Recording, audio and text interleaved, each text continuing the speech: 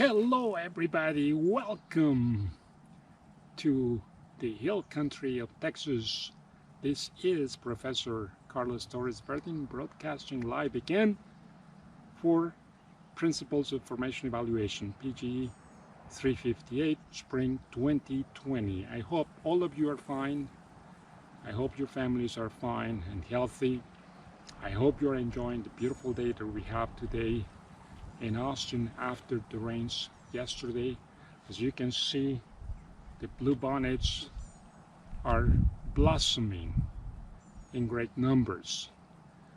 Today we are going to talk about the Thomas-Stieber diagram, which is widely used by the petroleum industry to diagnose the types of shale that are present in sandstones and the consequences that the shale has on the storage and flow properties and also on the well logs.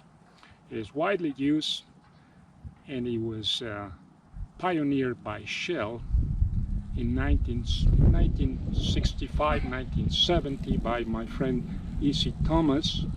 So I have a few stories to tell you about how this method came to fruition and how it is now widely accepted by the petroleum industry. So once again, fasten your seatbelts, enjoy the scenery, and let's get going. Looking at some log examples from the compendium. So let me show you and begin with page 56 of PGE358 Well Log Compendium Part 1. We have looked at this example a few times before. It's a very interesting example that was of a well that was drilled offshore the coast of Trinidad, and it's a gas well. It's a vertical gas well drilled with oil-based mud and penetrating a deltaic sedimentary environment. So there are several features that we saw about this example. We looked at the effect of invasion. We looked at the recognition that this example has a brine zone at the bottom right here.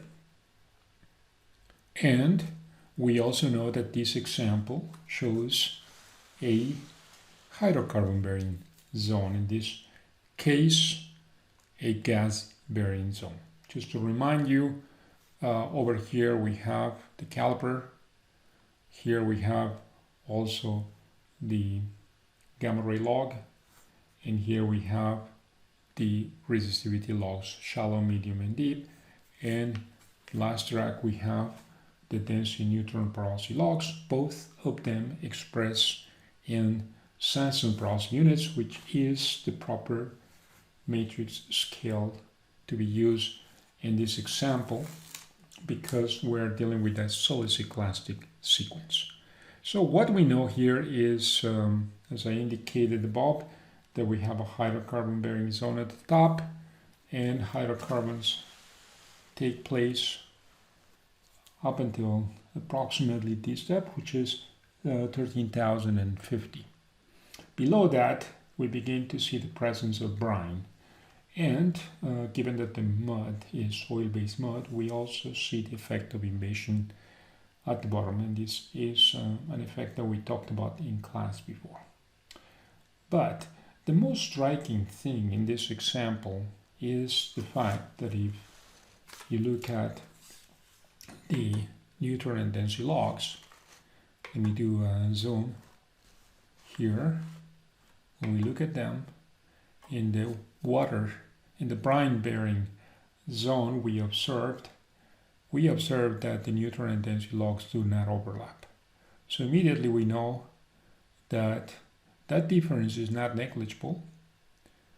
And second, we know that because they don't overlap, that indicates that the sandstone development in this area is shaly. So we cannot discount, we cannot neglect the presence of shale. Similarly, we look at the gamma ray log. Let me return the zoom here. And then what we see here is then that for calibration purposes, the gamma ray log here, the values of the gamma ray log will already tell us in this example that for those values we expect the sandstone to be shaly. And here is the question: what kind of shaliness do we have here? Is it laminated? Is it dispersed? Is it structural? That's the reason why we have to use a Thomas-Stieber diagram to understand. Let me go higher up and just please keep track of that value of gamma ray as you move along, and you're going to see that anywhere else the gamma ray log actually never goes below that value. So if we have assessed that for this value the sandstone is shaly, for any other value with the same point, at any other point and at any other depth with the same value gamma ray log, we would expect that things would be shaly. That's because the gamma ray log is fluid insensitive. And as we go up here to the hydrocarbon bearing zone at the top, what we see is, despite the presence of hydrocarbon here, as indicated by the high values of resistivity in reference to the values that we observed in the brine bearing area, we see that there's no crossover between neutron and density logs, despite the fact that we have hydrocarbon. Why is that? Well, because we have already detected that indeed for those values of gamma ray, the sandstones are shaly. So because of that, we know that in hydrocarbon zones, the presence of shale, non-negligible shale concentration, will cause the masking of the beautiful crossover that we would expect to see in a hydrocarbon zone. So that's the reason. The only place that we see crossover is at the top, and probably that is because we have the best porosity, and second, we have the highest saturation of hydrocarbon at that point. That's probably the reason why we only see it at the top. Now, so what happens here? Well, here is where the Thomas-Stieber diagram is going to help us, because once we know that the rocks are shaly, the question is what type of shale? And that's what we call rock classification, to classify the rocks. And why do we classify the rocks? Why do we need to know that the rock is or has shale in the form of laminations, or it has shale in the form of grain coating clay, or it has shale in the form of structural shale? Well, this is an important thing, because according to each one of those classifications, we will follow a different method, a different procedure, a different set of equations to calculate the various things that we need to calculate, which is the volumetric concentration of shale, number one. Second, the porosity of the sandstone fraction. And third, the hydrocarbon saturation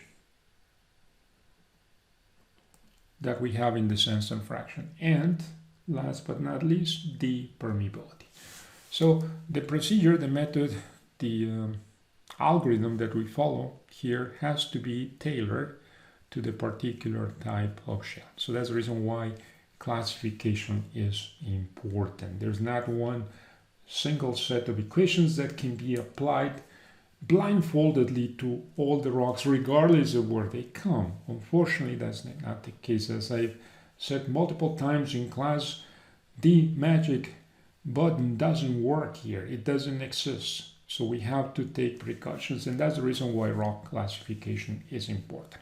Now, how do rock classification methods and techniques work? The first thing is that we have to locate what is called the pure shale in the sequence. It's called pure because it's 100% shale. That's the only reason why it's pure.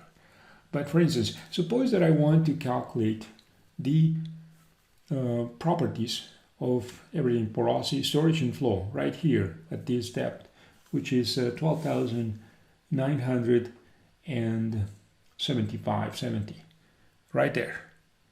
So what do I have to do? First of all, what I need to do is classify it. And how do I classify? Well, I need to find out how is this point in the logs comparing to the properties of the logs, the values of the logs that we see in a pure shell. And because the assumption I'm going to make is that the properties, all of the properties of the pure shell are going to be the same properties of the lamina or grain coating clay that I have at this particular point. That's the only way that I can perform the analysis. So the pure shell end member of the sequence is very important. And what I see in this example, and that's the reason why I'm showing you, is the following. When you go to the top of the sequence, we see a shell manifested here because we have no invasion, constant values of resistivity, the highest possible values of gamma ray, and also we observe the maximum separation between neutron and density logs, where the neutron log exhibits the larger values than the density log. So that's one possibility. There might be another possibility in the center of the sequence here. But there is also a possibility at the bottom of this sequence right here. But the interesting thing about this example is that even though this segment here is also a shell, the electrical resistivity of this shell is not the same value of electrical resistivity that we have at the top. And the value of gamma ray log, even though it's close, is not the same. And last but not least, the separation and values of neutron and density porosity logs at this point are not the same.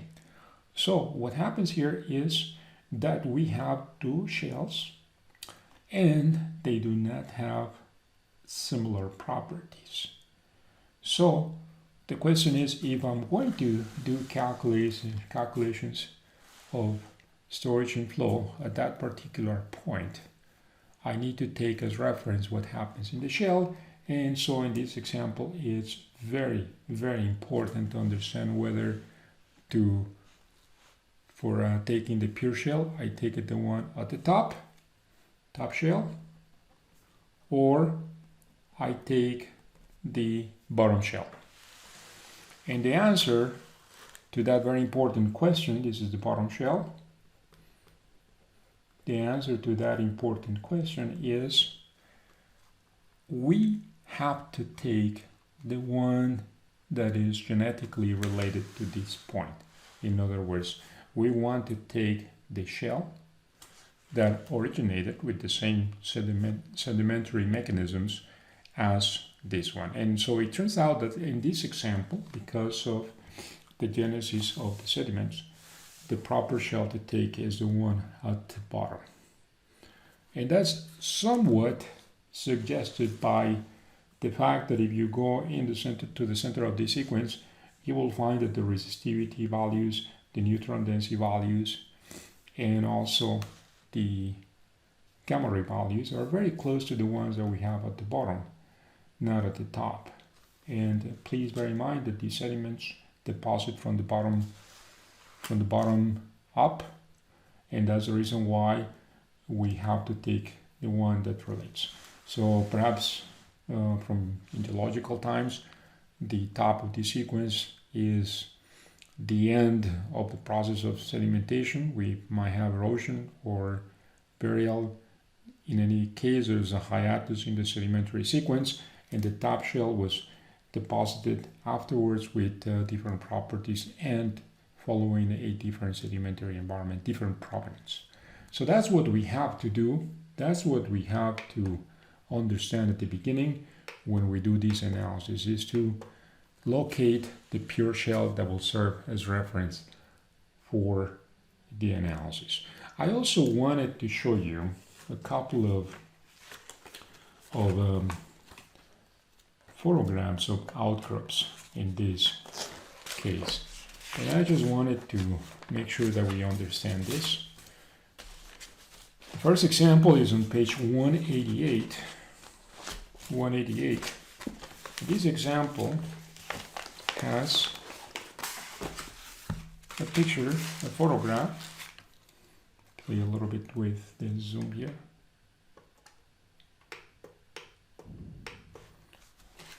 The photograph that we see here is a photograph of a turbidite sequence. What I want to point out here is that in this sequence, because of the location of the sedimentary environment, obviously we have very thin layers of sandstone and very thick layers of shale, except perhaps this point that has a thicker layer of sandstone. And to do the analysis on any of these layers, you have to think of this as the lasagna that I showed before, or the sandwich, if you will. What we need to know is, in this example that very clearly we have laminated rocks, is over here we need to make corrections for the presence of shale any place. And to make corrections for the presence of shale,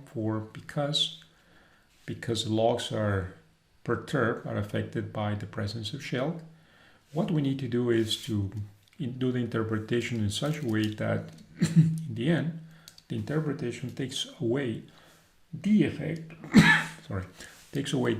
of the shale present.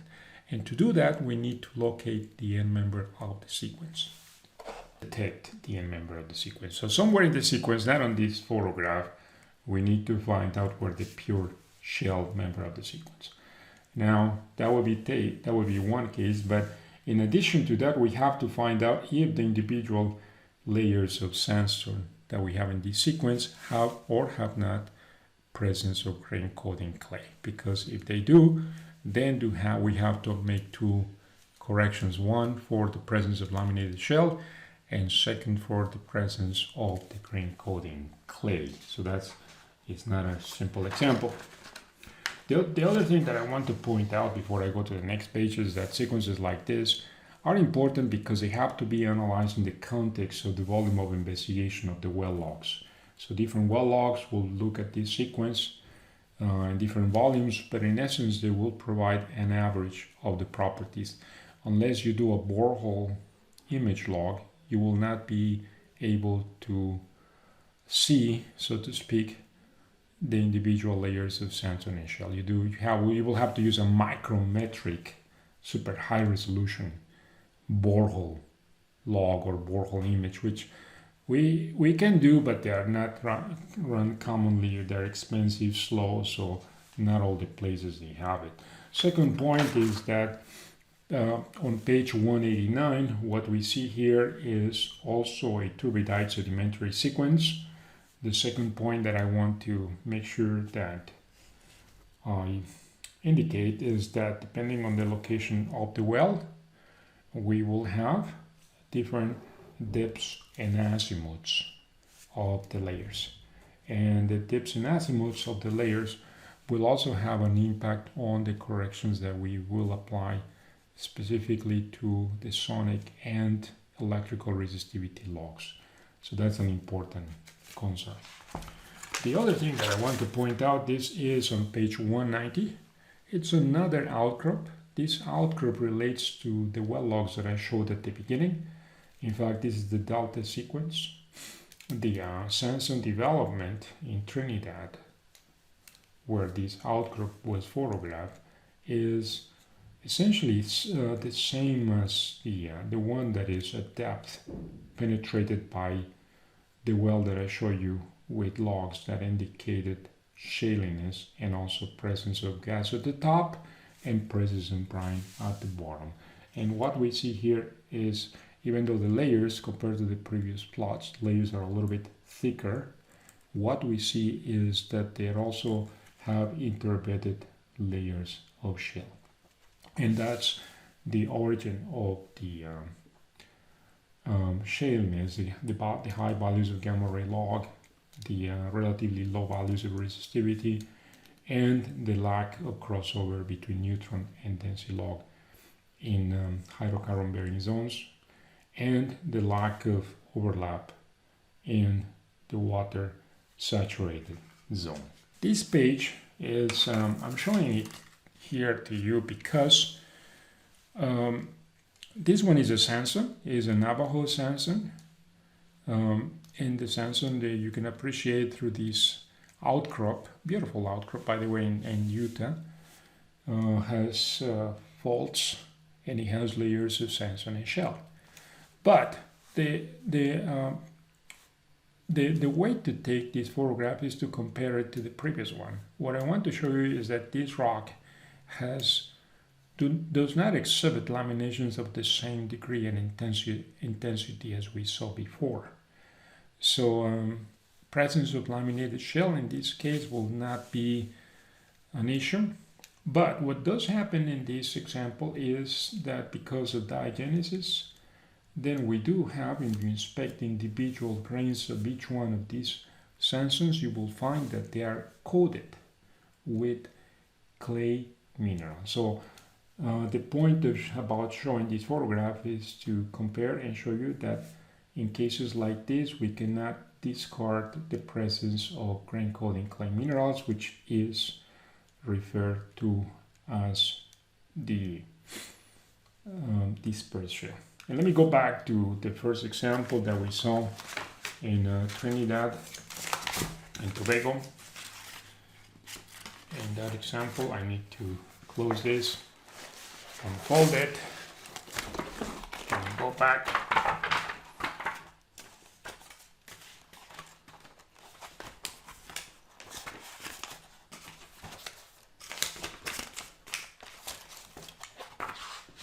And that was on page 56. The one thing that I want to show you is this, to advance the topics of Thomas-Stieber. So what E.C. Thomas found out, this is what he analyzed after looking at several examples in the deep water Gulf of Mexico, is this, that one way to ascertain whether or not these sandstones have laminated shale or any other type of shale is to take the gamma ray log along a very short section that includes both a sandstone and a shale. It has to be short. This segment has to include the pure shale. This segment is such that the interbedded shales, they have to be genetically related to the pure shale. And this segment has to be such that, for better purposes, that goes through a sandstone saturated with water. It's important that it be like that because presence of hydrocarbons can have an effect on the density neutron logs. But here's what he proposes. Okay, so once we have found this short interval, and what we do now is we are going to do a cross plot between the gamma ray log on the x-axis and the density log on the y-axis. And when you do that plot of both the gamma ray log and the density log, including a water saturated sandstone, sufficient variation of shaliness, and the pure shale, we are going to find that if this sequence is laminated, the logs will have a tendency to display the cross plot as a linear trend. And that's what Thomas-Stieber showed, and that's what I'm going to show you today. If the type of shale were different from laminated, then that plot will come out, that cross plot will show a different trend. So stay tuned and let's go now to the PowerPoint presentation.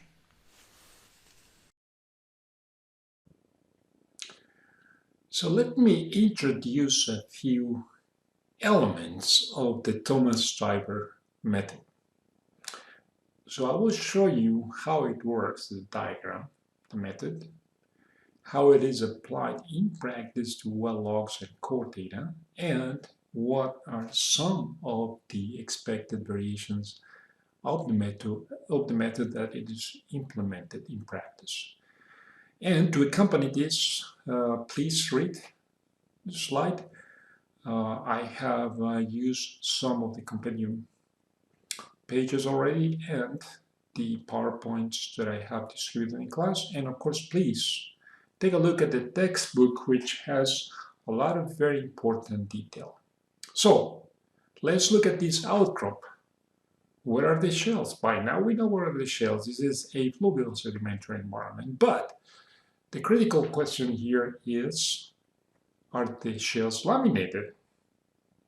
Are the shales present in sandstones as grain coating clay, or are they present in structural way? That is a key question, because depending on how they are distributed, we will have to operate different mechanics for the calculation of storage and flow properties of the sandstones.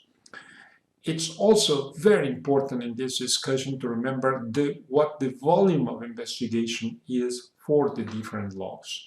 Not all the logs have the same volume of investigation. In the context of the rock, we can have very sizable variations of properties, but the logs, because of their volume of investigation, are going to look at them in different ways as an average, some sort of direction-dependent average or volume-dependent average. So that's an important context to remember in the discussion here, especially when we go through outcrops of this kind that I have shown before, where we have a significant amount of laminations at the bottom here. At the top, the thicknesses are consistent with the volume of investigation of the logging tools, but at the bottom, the thickness is smaller than the volume, so therefore the response that we will see as represented in the well logs, in the measurements, will be different in the two cases.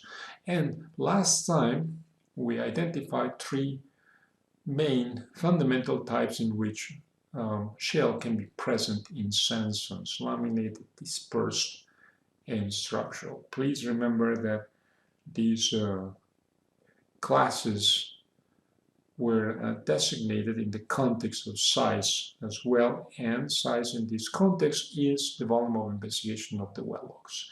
And here's a beautiful display of the three types, where we have, based on actual rocks, the laminated shale laminated system in sandstones. Then we have the dispersed or grain coating clay, and the structural, where the grains clasts that make up the sandstone originate from shales. Now, just to remember, when I talk about the volumetric concentration of shale and I refer to the volume of the shale, I actually mean the volume of the rock that is occupied by shale. And when I say that and I identify shale, I imply that shale includes all of its solid and fluid components. It has the silt, it has the clay, it has the porosity, and it has the fluid in the porosity. All of that is shale, so I'm not dividing the solids from the fluids in the presence of shale, of components of shale. Shale is everything bundled together. And what I indicated before is that the presence of shale in its various forms, it's due to two processes. It originates because of two phenomena. One is the genesis, how the sediments were put together by a sedimentary environment. How did the sedimentary environment carry the sediments and deposited them? That's an important thing, because the depositional features of the environment will give rise to grain transitions, layers of shale, layers of sandstone in the same rock, also the thicknesses of the layers. All of those things are going to be important as the genesis. But it's also very important to consider the diagenesis, because some of the clays that we have in the pore space are originated because of diagenesis, that is burial pressure and temperature. As I indicated before, case in point is the presence of grain coating clay minerals. And the other important aspect of this, what we mentioned, is that when we analyze shale in sandstones, we are always referring to two members in this contextual interpretation. One is a pure shale end member, and the other one is a pure sandstone member. And here's a picture of shale. If we consider in this outcrop that some of these are the pure shale end members of the sequence, in reality what we're saying is that all of the shales present in the sandstone will have precisely the same properties of the pure shale member of the sequence. And last time I mentioned that in the context or for the case of shale laminated sandstones, we should not discard them even if the volumetric concentration of shale is extremely large compared to the porosity of the rock. Why?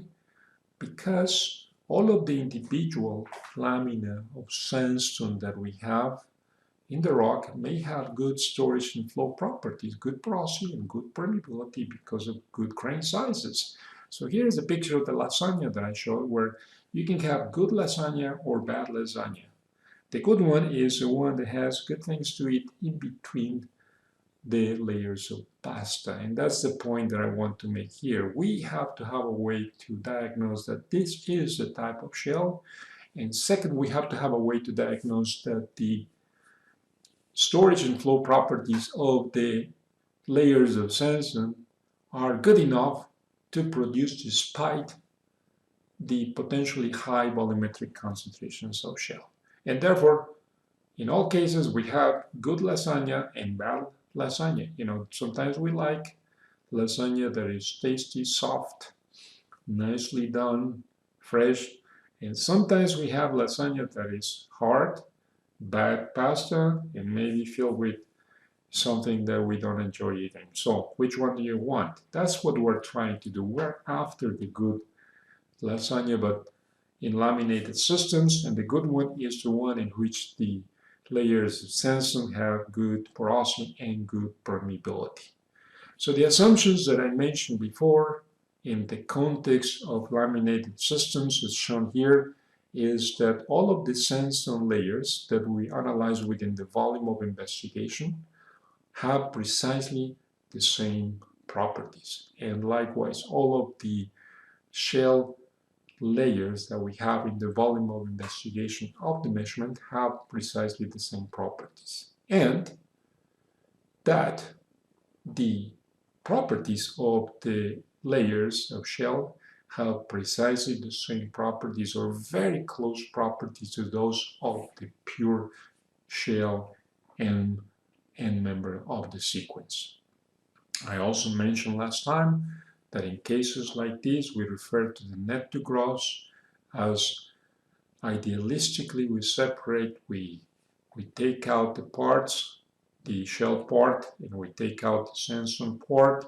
We look at the proportions, and the proportion of sandstone with respect to the proportion of the volume of the rock is what gives us the net to gross. Of course, in situations like this, for storage and flow, we're looking for rocks that have the highest possible net to gross. That is not always possible, but we're also looking for sections of the rock in which the net to gross, the sandstone portion of the rock, has good porosity and good permeability.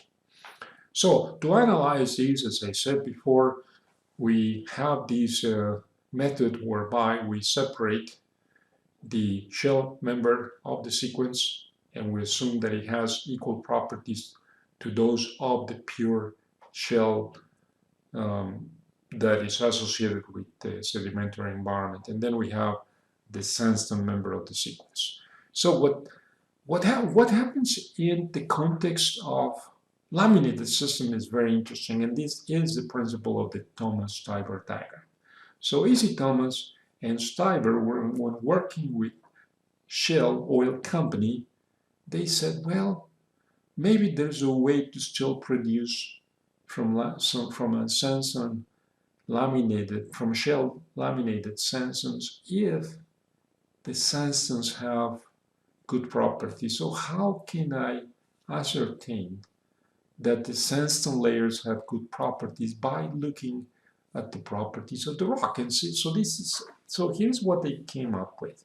So let's assume that we have the two end members, the sandstone end member to the left and the shale end member to the right. Of course, the shale end member has a volumetric concentration of shale equal to 1, whereas the sandstone end member of the sequence has a volumetric concentration of shale equal to 0, and it has a porosity of sandstone porosity here, while the shale end member of the sequence has a porosity of shale. So here's what they propose. Let's plot on the x-axis the volumetric concentration of shale, 0 to 1, 0 to 100%, and on the y-axis, let's plot the total porosity of the rock. And here's what happens. When the volumetric concentration of shale, the plot that we have here between total porosity and volumetric concentration of shale shows that the porosity of the rock is sandstone porosity. But as we move to the other extreme of the plot, when the volumetric concentration of shale is 1, then the porosity of the rock is shale porosity. But what happens when we're in between? So here's what happens. You are in between some value. Give me whatever value, 75%, 0.75, 0.25, it doesn't matter. So what I can tell you is when I do the y-axis, I hit this blue line and the blue line projected on the y-axis, and that is the total porosity of the rock. So you see the total porosity of the rock, because of this linear trend mixing law, will be somewhere between the shale porosity and the sandstone porosity. And the equation that governs this is given at the top here highlighted in yellow. And it's a very simple mixing law, where we have the two end members, the sandstone porosity and the shale porosity, and we have the weights assigned to each one of them, where the weights assigned to each one of them is their volumetric proportion. So simple. This is what they show. Now, second, what happens when the sandstone is actually a very tight sandstone and the shale porosity is higher than the sandstone porosity? Then the question is the same, but now the trend is with a positive slope. Fair enough. That can happen as well.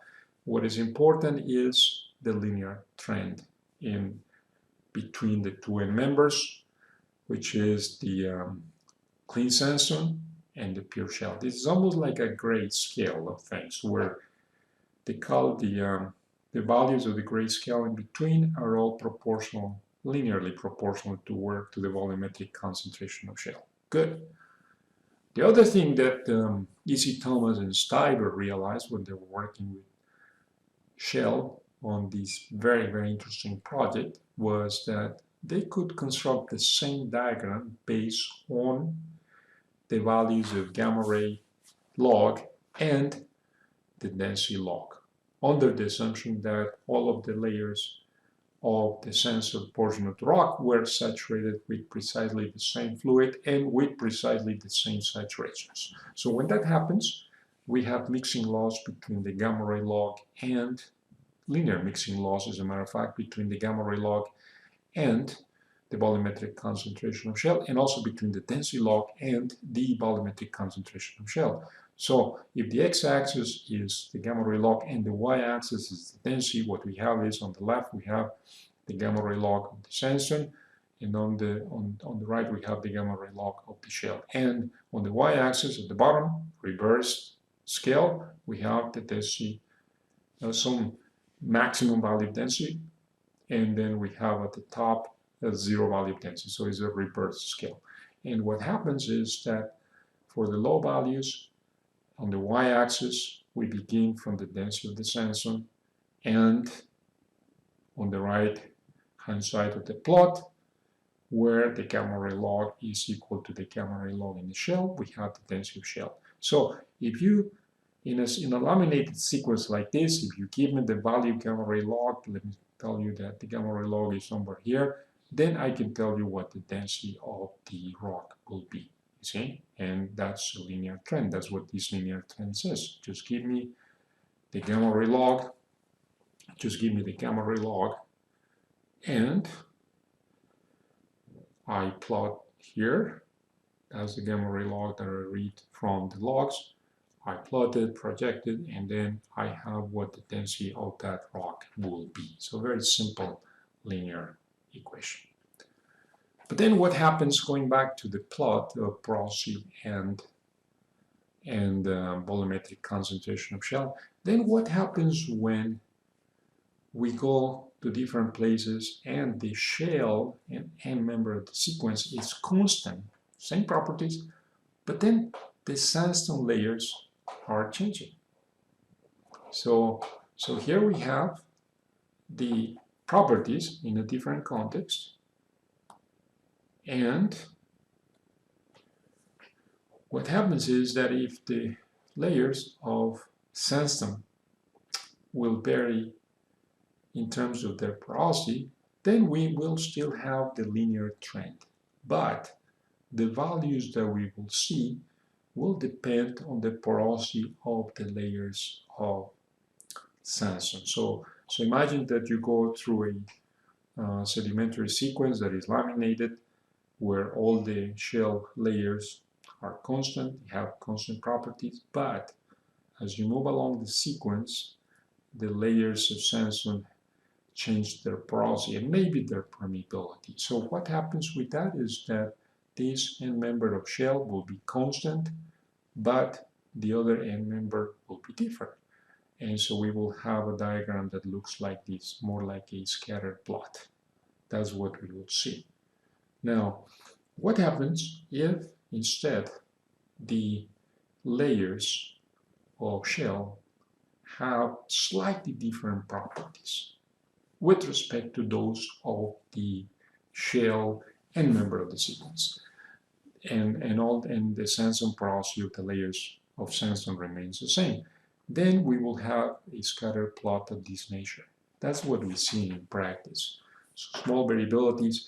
If we don't have variability of the properties, then everything will be very nicely aligned on this dashed blue line. All of the points will fall there.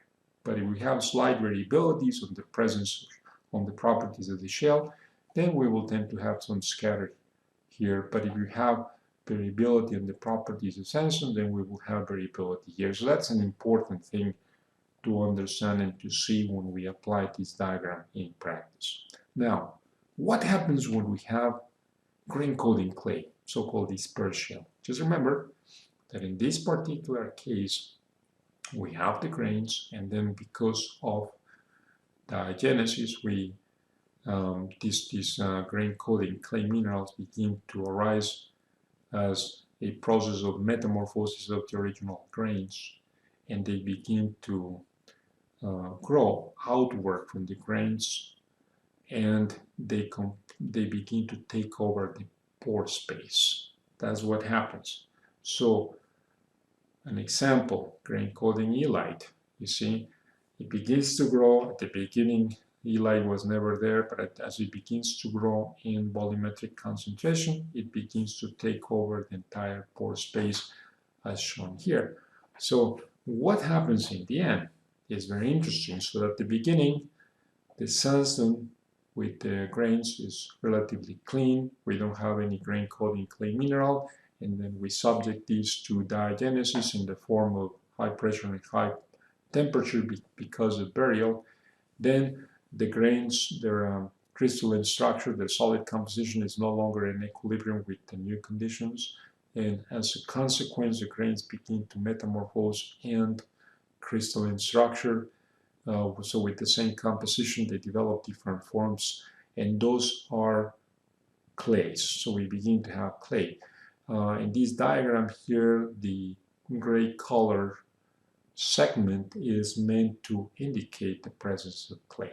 So it's growing outward from the grains, taking over the space, and it continues to grow. But the maximum that they can grow is to take over the entire space. So you see there's a maximum.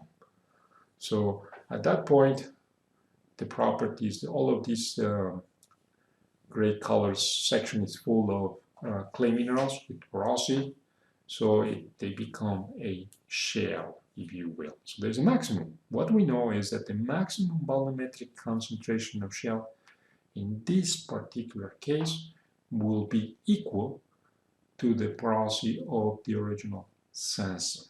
That's it. So the question is, when that happens, what is the total porosity of the rock? And this is what Thomas and Stieber were. They said, well, let's see if this diagram allows us also to diagnose when, in which cases, we can have presence of grain coating clay. And this is what they came up with. So we have the same end members of the sequence. The diagram is the same. On the x-axis, we have volumetric concentration of shale. On the y-axis, we have total porosity. And this is what we found. For reference, we have the blue line that indicates a case of laminated shale. But then, because we have grain coating clay, there's a maximum volumetric concentration of shale that we can have, and that's precisely the sandstone porosity. You see that? That we have. So there's a maximum, as opposed to the case where we have laminated shale, laminated rocks. So that's an important. In fact, that's the reason why in the past, people, when they set to calculate reserves, they used to have a cutoff on the volumetric concentration of shales. You calculate volumetric concentration of shale, and you say, well, if volumetric concentration of shale is higher than that at a given value, then stop counting the rock as reserves. And that's okay for the case of dispersed shale, but it's not okay for the case of laminated shale. For the case of dispersed shale, sure enough, if you know the porosity of the rock, then you know that the maximum volumetric concentration that you can have is precisely the value of the porosity of the rock. So therefore, that's your cutoff. Anything higher than that will not come and be counted as part of the reserves. And in consequence, you will see that at that point, when the volumetric concentration of shale reaches its maximum possible, which is the sandstone porosity, then at that point we can easily calculate that the total porosity of the rock will be the product of the sandstone porosity, original sandstone porosity, times the shale porosity. All of that will be total porosity, but in effect, the effective porosity will be zero. Even though there's total porosity here, at that point, when the shale has taken over the complete pore space, the total porosity will be the product of the shale porosity times the sandstone porosity. But that's the total porosity. What will the effective porosity be? Well, guess what? It will be zero. And therefore, what will the permeability be? Zero. Absolutely zero. So that's the reason why in topics like this, it is always very, very important to understand not only what the total porosity is, but how much of that total porosity will allow the movement of fluids when one imposes a pressure gradient. That's a different question. And so that's what they found. So they say, okay, so if you want to understand, if you want to find out whether the shale that we have in the rock is of the grain coating type, then just on the x-axis plot CSH, volumetric concentration of shale, and on the y-axis plot total porosity, and your points will tend to align or be clustered around this pink color line, as opposed to in the case of shale laminated rocks, the points will tend to cluster around this blue, the dashed blue line. That's what they found. Now, in reality, what we see is this. If you apply this in practice, you will see points clustering. And why do you see that? Well, because the sandstone porosity is seldom constant, and second, the shale properties may not be the same, and also the volume of investigation of the measurements will not be the same. Bear in mind that even if this is done with core data, the core samples that are used for the analysis of porosity and volumetric concentration of shale. They have a size, and the size has to be consistent with the presence or not presence of laminations, presence of grain coating clay. So that's an important thing. And finally, what happens to the case of structural shale? That's the case where the grains are originate from shales. So what happens? This is what they found. It's a little bit more complicated, but the main takeaway from this plot is that the blue point that I have here is the point, because look, to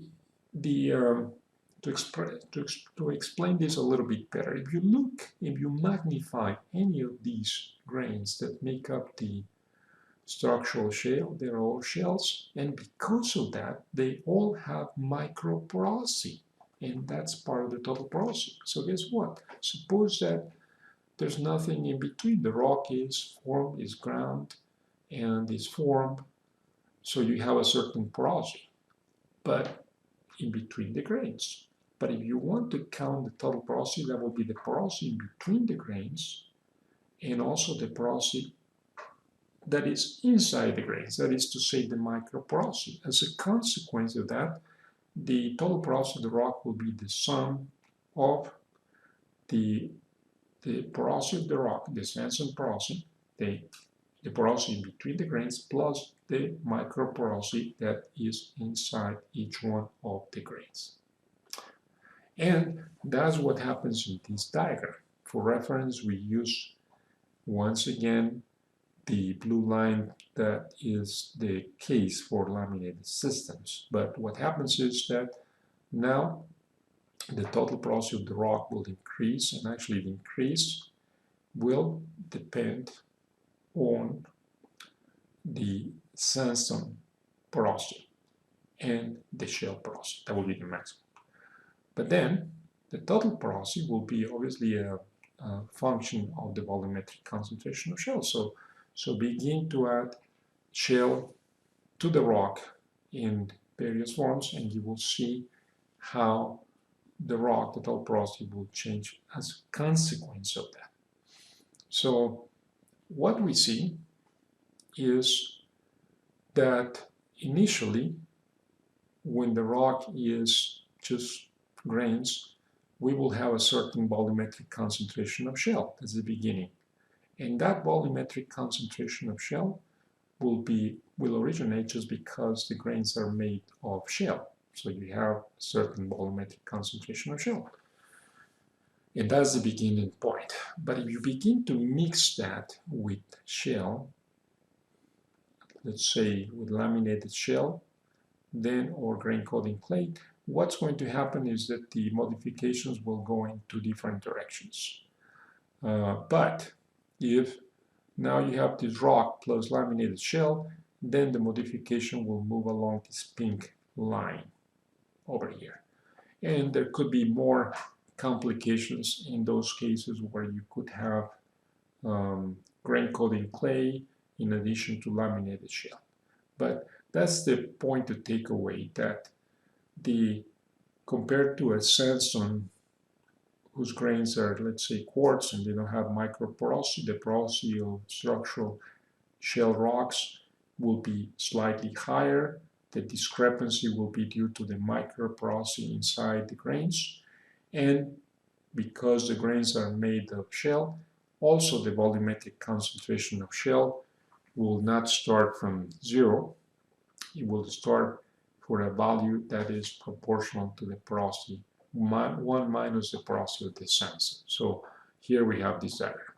And I also want to tell you that this is the most exotic and also the most complicated and also the least common type of shale that we have in the rocks. So it does happen, but it doesn't happen as often as laminated systems and grain coating clay systems. In fact, the most common systems are the ones that are a combination of laminated shale laminations plus grain coating clay present in the lamina of sandstone.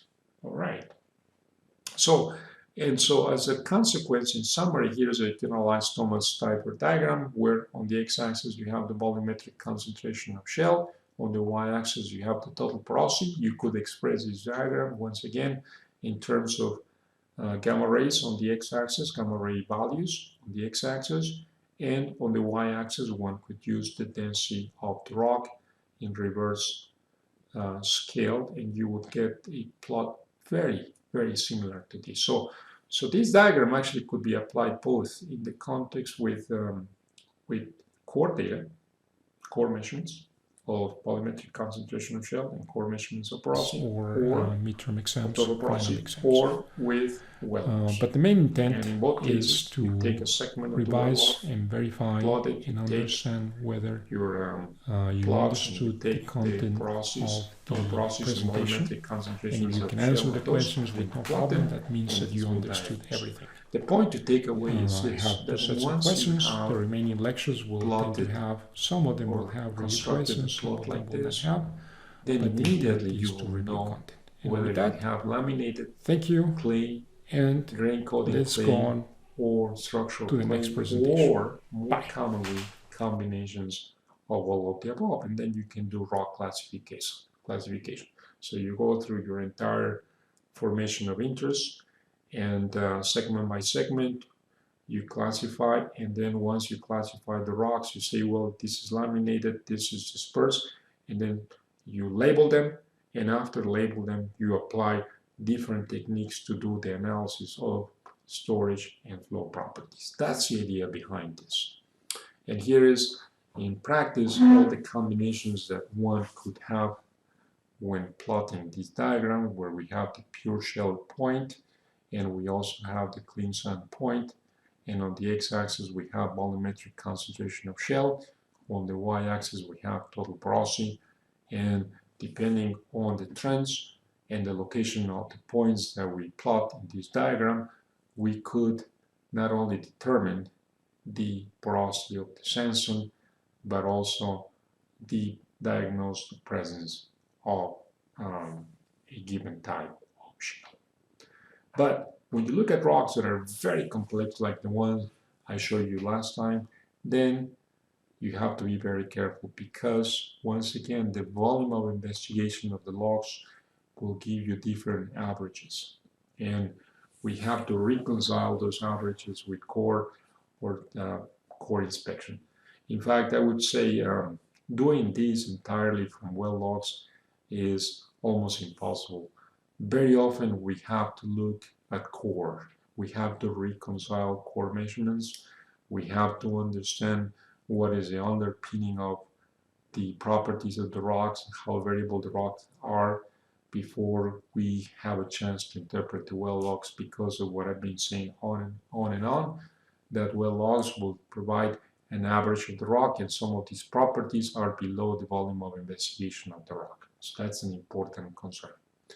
And here's an example of core data taken in the deep water Gulf of Mexico, core samples.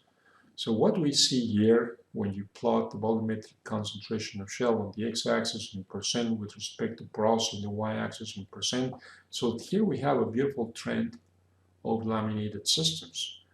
And the trend is telling you that most of the sandstone layers in this have very similar values of porosity, close to 35%. That's extrapolation of this rock, right?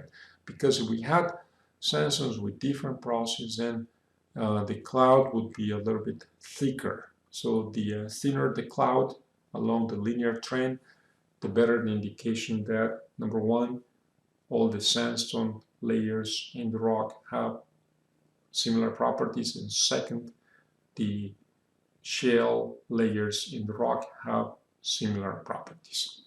And on the x-axis here, second trend is when the points begin to cluster very, very closely around the pure shale, and that's what we have an indication. So here's a clear expression of the trend. Now, more examples when you take well logs. These are the gamma ray log, the volumetric concentration of shale as calculated Then we also have the total porosity and the density log. So this is a synthetic case, but the most important thing here is that one can calculate the cross plot with density log or with the gamma ray log for these examples. And lo and behold, if you plot the x-axis volumetric concentration of shell and total porosity, you will see a linear trend. It's not a perfect linear trend once again, because not all the sandstones in the sequence have the same porosity, and not all the shells in the sequence have the same properties, but the tendency is the one that tells us that there's a linear trend, a continuous linear trend going from low values of volumetric concentration of shell all the way up to high values of concentration of shell. And this is important because it says, wait, the volumetric concentration of shell could be high, but it doesn't mean that the intervening layers of sandstone have bad properties. Like in this case, 30%, 28% is a good property. So because of that, we cannot get rid of this rock. In the past, as I said before, there was a tendency to say, well, if the porosity of the rock is 30%, the maximum volumetric concentration of shell that we can let go to count that rock as pay is 30%. Why? Because they were thinking mostly about grain coating clay, and that's the case. But when you have laminated clay, you can extend that cutoff and include all of these in the reserves. So you have a different cutoff, but increase the reserves. In fact, that was the origin of this Thomas-Stieber diagram, as E.C. Thomas has told me a few times when I talked to him, was that they realized that in the past, when Shell Oil Company was booking reserves, they had this cutoff of CSH very close to the porosity of the sandstone, so it was a very small cutoff. So the Securities and Exchange Commission and all of those regulatory agencies will say, well, stop, don't count out if the volumetric concentration of shell is higher than a certain value. And reserves are like a bank account for the oil company. How big is your bank account? Small, large? Well, it depends on the reserves. So when you do reserve analysis, you have to do it very accurately and using the best quantitative tools that you have at your disposal. But that was the idea, that was the method. And then E.C. Thomas and Stieber, they devised this technique and said, wait. If you have a laminated system, you can extend the cutoff of the volumetric concentration of shell. And because of that, you can begin to book more reserves. And if you think of this as a volume, then the extension of the volume increases, so you have your bank account increases, and everybody should be happy. But guess what? When they proposed this idea to their management, they were not so keen about it at the beginning. It took a long time before companies went around this concept and accepted it, and now is one of those concepts that is widely used by the petroleum company, by the regulatory companies to book reserves. If you prove to the Securities and Exchange Commission that you are in the shale laminated world, then you can use different cutoffs and therefore you can increase your reserves. That's a very, very important aspect of this diagram. So it serves for the purpose of proving reserves, and second for rock classification. Needless to say, what I'm going to talk about in the next lecture is how to calculate sandstone porosity, sandstone hydrocarbon saturation in the presence of shale laminated sandstones. That will be one type of analysis. If you find that your rocks have grain coating clay, then you apply a different type of analysis. And that's the reason why the classification, the labeling is very important. Now, for the case of well logs acquired in a grain coating clay system, what we see now is the tendency that is shown here. The colors of these circles are designated with respect to the gamma ray log. You can see actually that it makes sense that as the volumetric concentration of shell decreases, the gamma ray log also decreases, and that's the color. But the most striking thing here is that if you are in the grain coating world, then you have a maximum value volumetric concentration of shale, which is very close to the porosity of the sandstone. You see that? And also, if there's a minimum value of total porosity, that total porosity will be the product of the original sandstone porosity times the shale porosity. And so by doing this analysis, one can understand the consequences.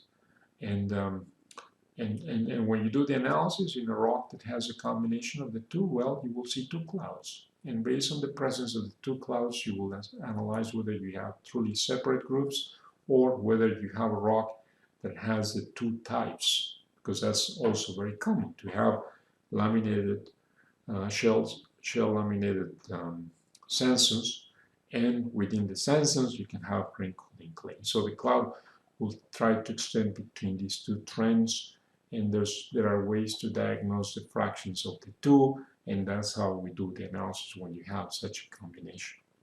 So in summary, very important, the Thomas-Stieber diagram is widely used to diagnose the type of shale presence of the sandstones. It can be constructed with core data, volumetric concentration of shale and total porosity, or it can be constructed with logs, preferably gamma ray logs and density logs that go across a segment that has significant variability and volumetric concentration of shale, and preferably that includes the pure shale end member of the sequence and also a sandstone saturated with water. We want to avoid the sandstone saturated with hydrocarbon because they will tend to modify the values of the density log. So here's an important, and what do you get? Well, with that, what we get is we get a better estimate of the storage and flow properties of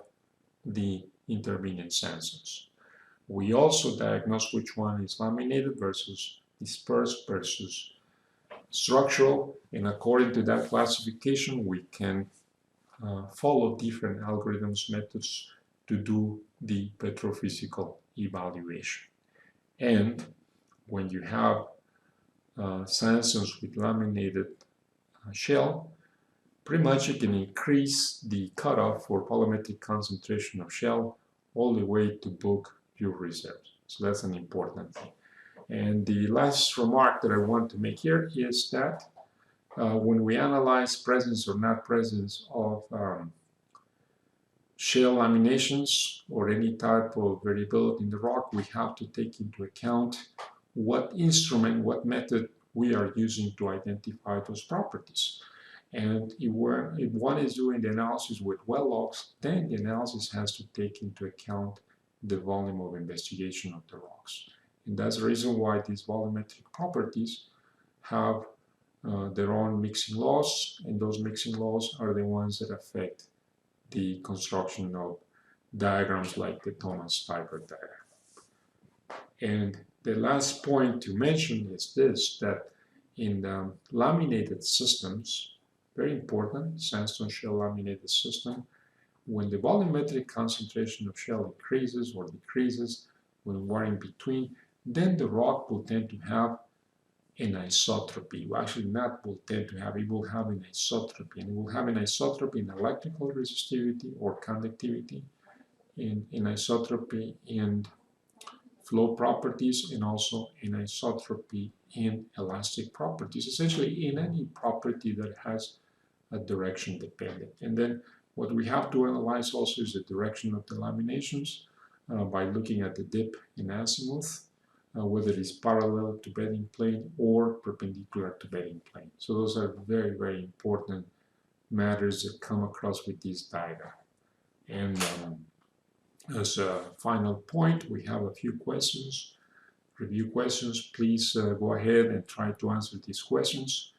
And let me know if you have comments about this presentation during the Zoom sessions that we will have as well. Second, we have a total of 14 questions. Well, that's all for today. I hope you enjoyed the presentation, the analysis. This is a very practical lecture, and the method and techniques are widely used by the petroleum industry in booking reserves and also for rock classification.